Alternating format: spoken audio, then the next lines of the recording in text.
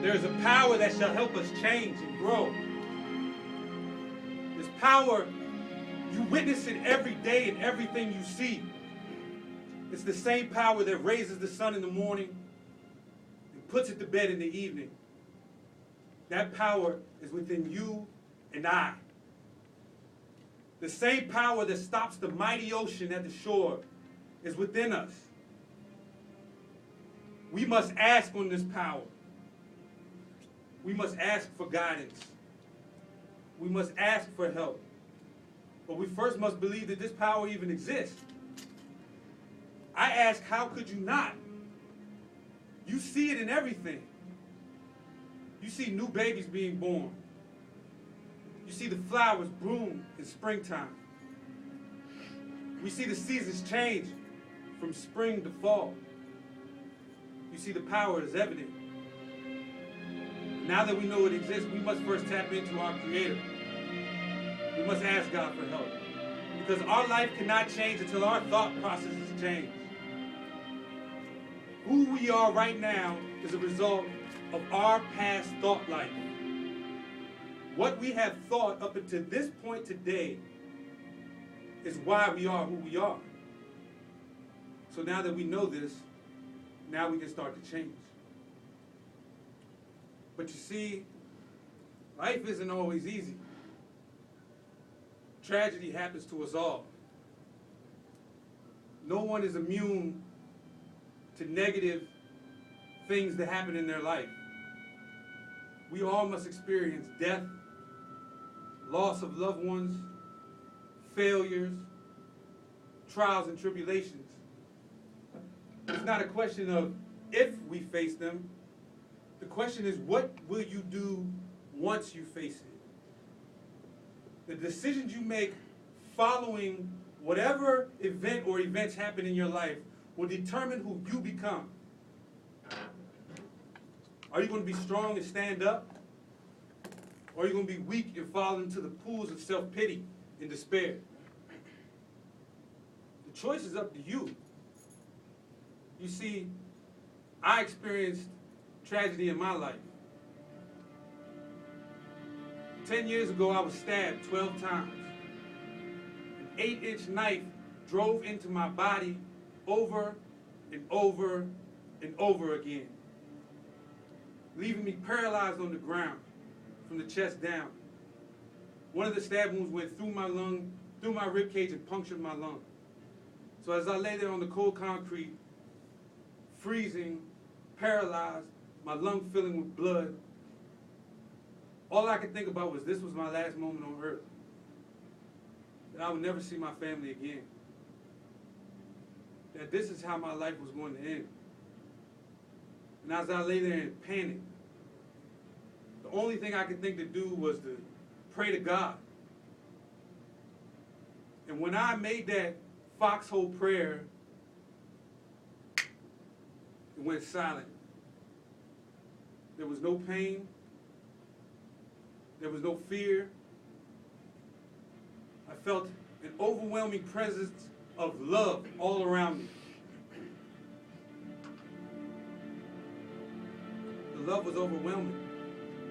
You see, I didn't understand that I had just tapped into the mightiest power on the planet, in the universe. And when I cried on him, and when I asked him to help me, he answered my prayer. He was there for me. I woke up 5 days later in the hospital, no recollection of what had happened. Tubes in my throat, IVs, machines beeping all around me. I had no idea what had happened.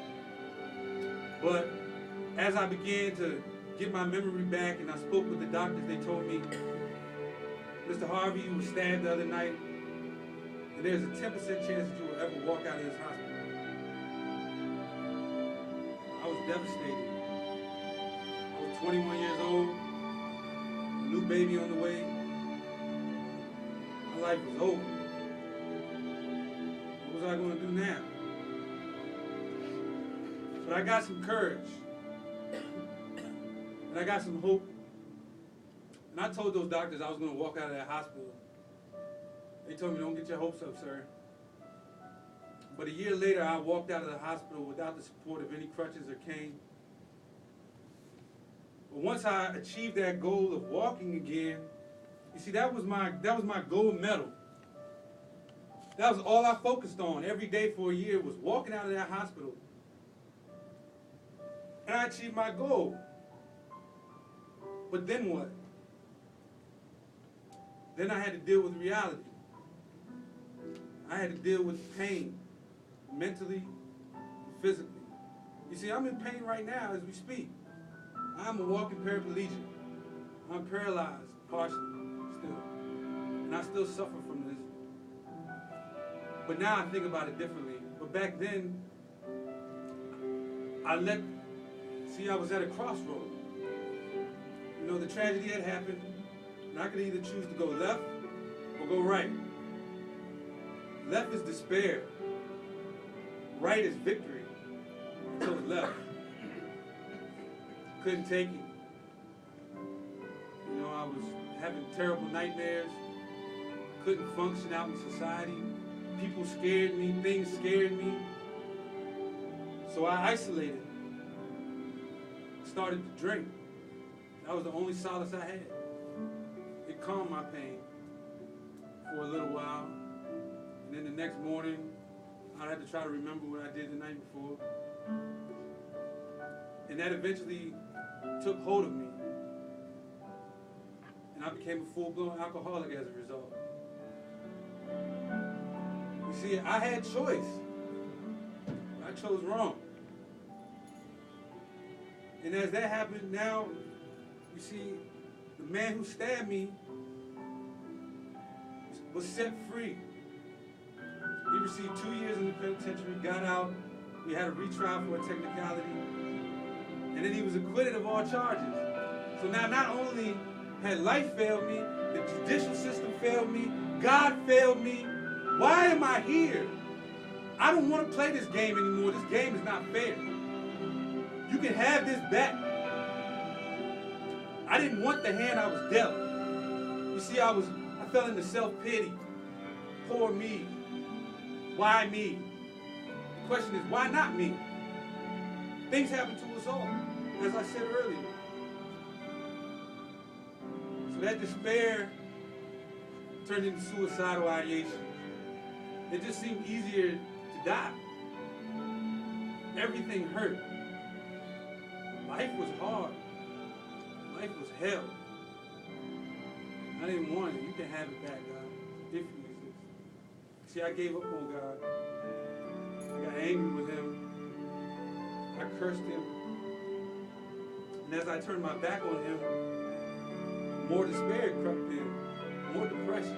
Finally, I got to the point, this is it. So I wrote out a note to my daughters, telling them that I'm sorry, but Daddy couldn't take it. That I couldn't fight any longer. That I loved them, and that I would be with them in spirit. And I put a bottle, pills down next to my letter. This was it. I'm done. And I took a handful of those pills in hopes that I would never wake up again. And I kissed my daughters, and I sat on the end of the bed, and I made one last prayer. I said, God, if you exist, either let me die or help me. And I went to sleep. Miraculously, the next day I woke up. What's going on here? I can't die, God. Now, what I got to do now? So, I knew that there was a purpose for me at that point. I knew that he was keeping me around for something. And the next morning, when I woke up, I had this feeling of hope within me. You see, these foxhole prayers, they work at times, but I'm saying you don't have to get all the way down to use your foxhole prayer. You can use it right now. see it work for me. And God put hope in me. And I had the beginning of a new life. At that day, I chose to begin a new life. I'm going to fight. I'm going to play this game. Let's win. So I decided to get out of the bleachers and stop crying and get on the field.